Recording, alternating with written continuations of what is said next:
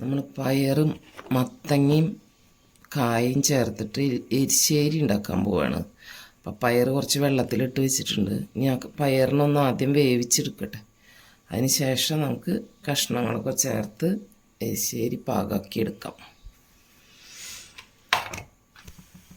നമുക്ക് ആദ്യം പയർ വേവിച്ചെടുക്കാം. പയറൊന്നൊരു 3 വിസിലടിക്കട്ടെ. അത് കഴിഞ്ഞിട്ട് നമുക്ക് തുറന്നിട്ട് കഷ്ണങ്ങൾ ഇട്ട് കൊടുക്കാം. പയർ കഴുകിയത് ചേർത്ത് കൊടുത്തിട്ടുണ്ട്. കുക്കറടച്ച് നമുക്കൊരു 3 വിസിൽ കഴിക്കാം.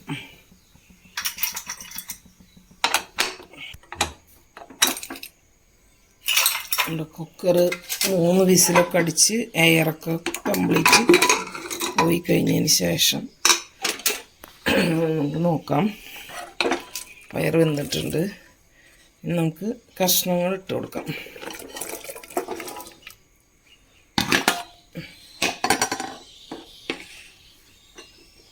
അതിലേക്ക് മത്തങ്ങയും കായൊക്കെ കഴുകി വെച്ചതായിരുന്നു. അപ്പോൾ നമുക്കതിലേക്ക് മഞ്ഞൾപ്പൊടി ഇട്ട് കൊടുത്തു. കുറച്ച് മുളക് പൊടിയും കൂടി ഇട്ട് കൊടുക്കാം.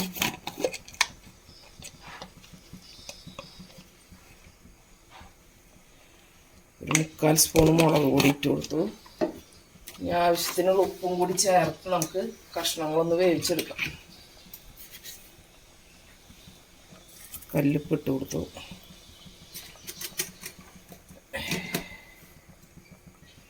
നമുക്കിതിനൊന്ന് ഇളക്കി കൊടുക്കാം. ആവശ്യത്തിനുള്ള വെള്ളം ഉണ്ട്, വേവാൻ ആവശ്യമുള്ള വെള്ളമുണ്ട്. ഒരു വിസിലടിച്ചാൽ മതി.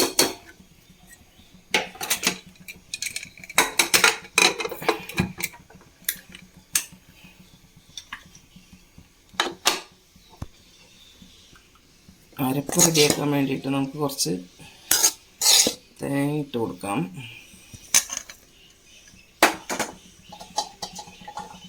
അതിലേക്കൊരു 2-3 പച്ചമുളക്, 2 ചെറിയുള്ളിയും കൂടി ചേർത്ത് 2 ജീരകവും ചേർത്ത് ചെറിയുള്ളി ഒന്ന് ജസ്റ്റ് ഒന്ന് മുറിച്ചിട്ട് കൊടുക്കാം. ഞാൻ ചിലപ്പോൾ തിരിയുമ്പോൾ ഒരുപാട് അരക്കില്ലല്ലോ, അതുകൊണ്ട് അത് അങ്ങനെ തന്നെ കിടക്കും.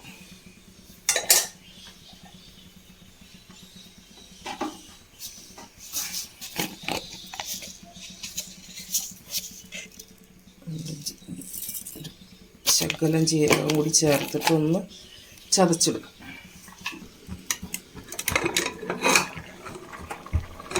കഷ്ണങ്ങളൊക്കെ വെന്തിട്ടുണ്ട്.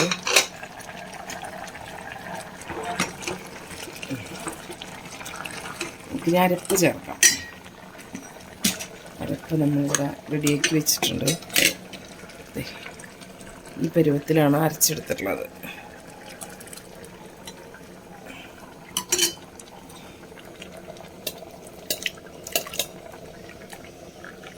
ഒരുപാട് വെള്ളം വേണ്ട, കുറച്ച് വെള്ളം ചേർത്തിട്ട് നമുക്കൊന്ന് കട്ടിയിൽ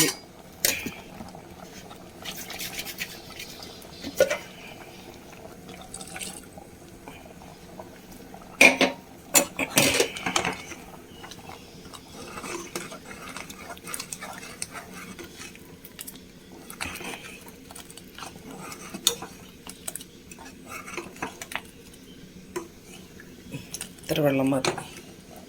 തിളച്ച് വന്നാൽ നമുക്കൊന്ന് വറവിടാം.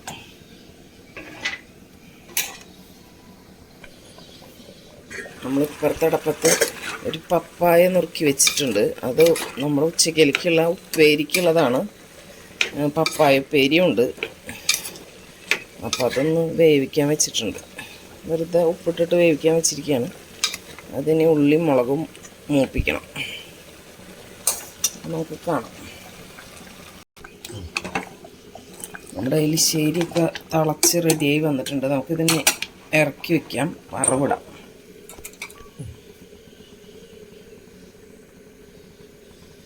വെളിച്ചെണ്ണയാണ് ഒഴിച്ചിട്ടുള്ളത് കേട്ടോ. വെളിച്ചെണ്ണ തന്നെ ഒഴിക്കണം. ചട്ടി ഒന്ന് ചൂടാവട്ടെ.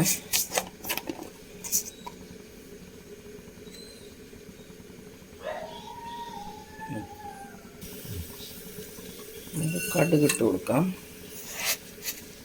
കടുകൊന്ന് പൊട്ടി വരട്ടെ. കടുക് പൊട്ടി വന്നപ്പോൾ നമുക്ക് അതിലേക്ക് കുറച്ച് ഉണക്കമുളകും കറിവേപ്പിലും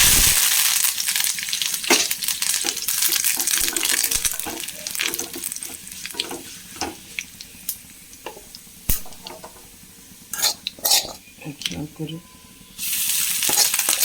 2 ടേബിൾ സ്പൂണ് നല്ല നാളികേരം ചിരകിയിട്ട് കൊടുക്കാം. അതൊന്ന് മൂത്ത് വെക്കാം. കഴിഞ്ഞ് നാളികേരൊക്കെ നന്നായി മൂത്ത് വന്നിട്ടുണ്ട്.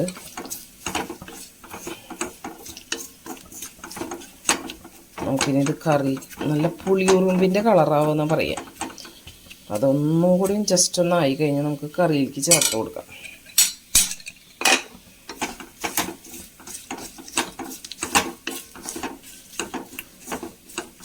ഈ സമയത്ത് എരിവ് കുറവാണെങ്കിൽ നമുക്ക് വേണമെങ്കിൽ മുളക് പൊടി വേണമെങ്കിൽ ചേർക്കാം. പക്ഷെ നമ്മൾ ചേർക്കണില്ല. അത്യാവശ്യം പച്ചമുളകൊക്കെ ചേർത്തിട്ടുണ്ട്. നമുക്കിത് കറിയിലേക്ക് ചേർക്കാം.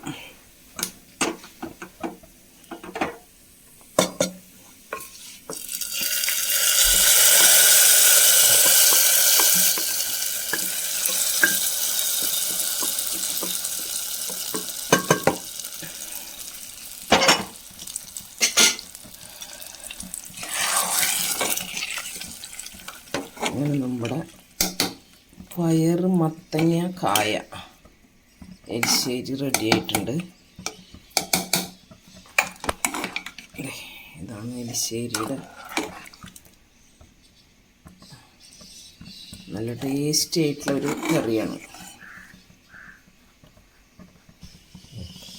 നമ്മുടെ എരിശ്ശേരി ഉണ്ടാക്കിയ ചട്ടിയിലേക്ക് തന്നെ നമുക്ക് വെളിച്ചെണ്ണ ഒഴിച്ച് കൊടുക്കാം. പപ്പായ ഉപ്പേരിയും കൂടി റെഡിയാക്കാം.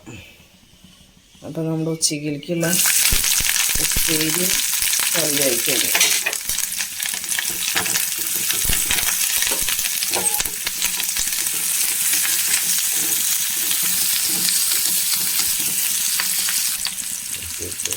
ചെറിയ ഉള്ളി അരിഞ്ഞതാണ് കേട്ടോ ഇട്ട് കൊടുത്തത്. കുറച്ച് ഇത്തിരി അധികം ഉള്ളി അരിഞ്ഞത് ഇട്ട് കൊടുത്തിട്ടുണ്ട്. ചതച്ചിട്ടാണ് ഇടാറ് സാധാരണ. ഇന്ന് അരിഞ്ഞു കൊടുത്തു.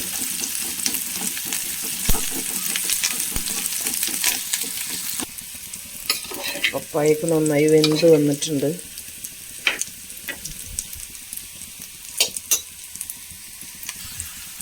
നമുക്കിതിലേക്ക് 1 സ്പൂൺ ചതച്ച മുളക് ഇട്ട് കൊടുക്കാം.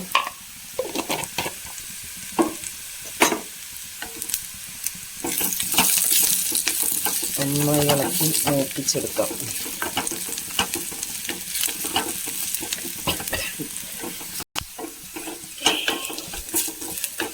ഉള്ളിയൊക്കെ നന്നായി മൂത്ത് വന്നിട്ടുണ്ടെങ്കിൽ നമുക്കിതിലേക്ക് പപ്പായ വേവിച്ചത് ചേർത്ത് കൊടുക്കാം.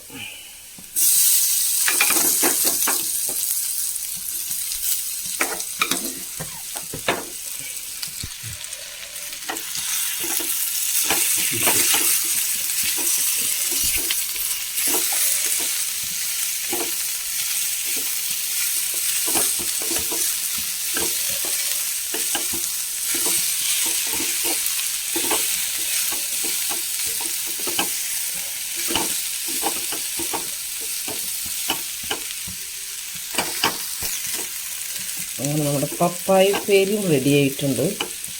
നമ്മുടെ എരിശ്ശേരിയും റെഡി ആയിട്ടുണ്ട്. എരിശ്ശേരിയും പപ്പായ ഉപ്പേരിയും റെഡി ആയിട്ടുണ്ട്. ഇത് നമുക്ക് തൈര് വേണമെങ്കിൽ തൈരുണ്ട്.